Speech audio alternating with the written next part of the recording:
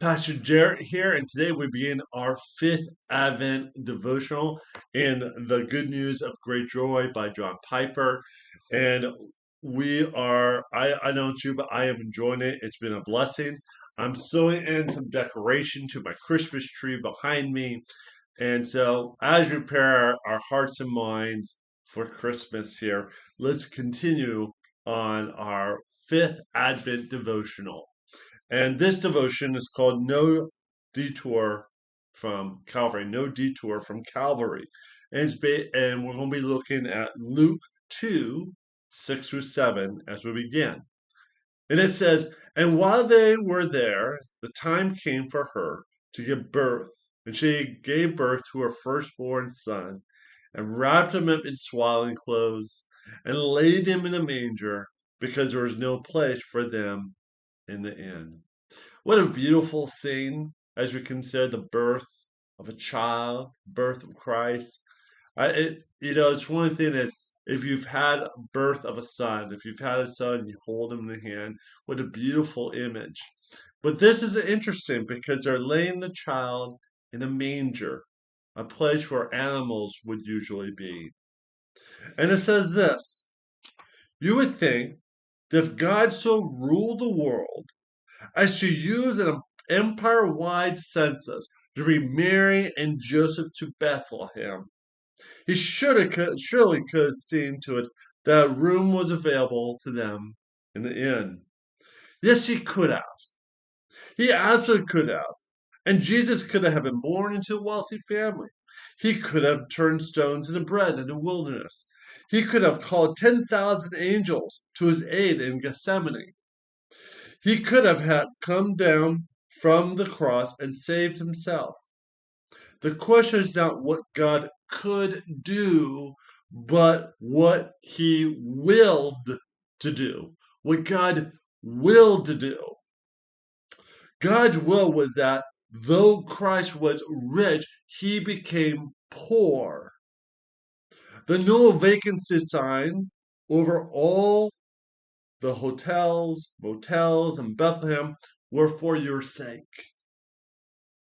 For your sake, he became poor.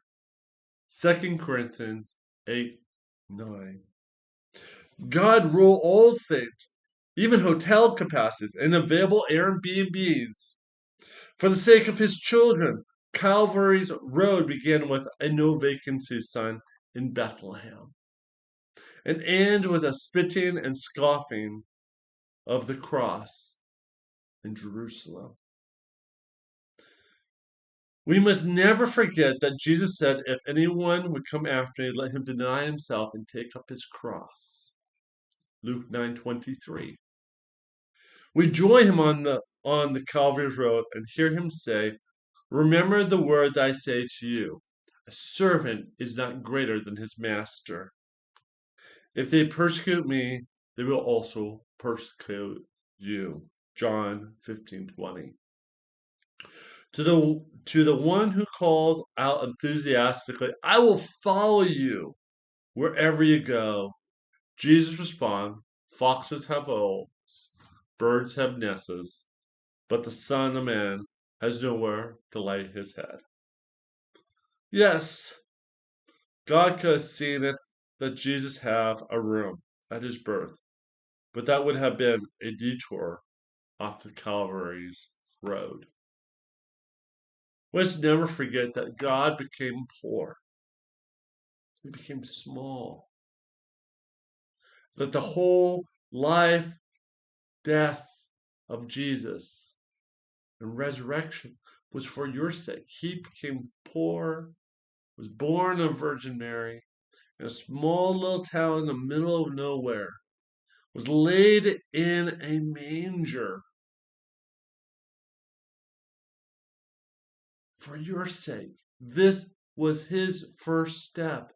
He started off small for your sake, for God's children's sake. Because this would be the beginning step that would lead to Calvary's road. And what an encouraging thought that as we go through life and we often feel small and we feel insignificant and life gets hard to understand, we have a Savior that who can understands us, who can empathize with us. He started from a small, poor town in the middle of nowhere with no one around him and no vacancy sign. But through that, he would work out salvation for us all. And so know that though you may be going through hard times and difficult times, God will use those times to sanctify you, to purify you, to make you holy. These steps in your life are just beginning steps, are steps in your life to make you more like Christ. And Jesus worked a hard road. There was a hard road ahead of him that would lead to Calvary. And we must never forget that this is the goal. Calvary is the goal. The cross is his goal. But the birth in the small manger is the first step. And may this thought captivate you, encourage you, and bless your heart, mind, and soul, and prepare you for this Christmas season. God bless you and have a great day. I look forward to talking with you tomorrow.